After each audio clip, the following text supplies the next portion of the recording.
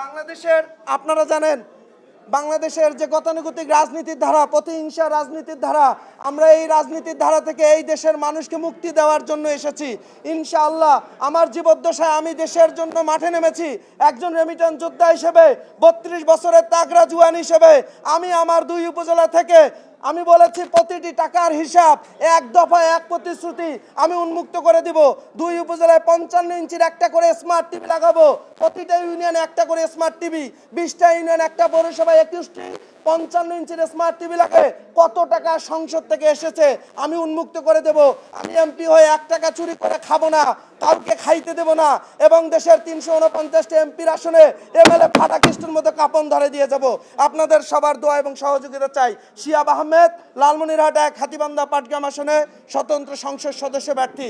আল্লাহর রহমতে ইনসাফ কায়েম হয়েছে, ইনসাফ কায়েম হবে ইনশাআল্লাহ। কথা দিয়ে গেলাম। আসসালামু আলাইকুম।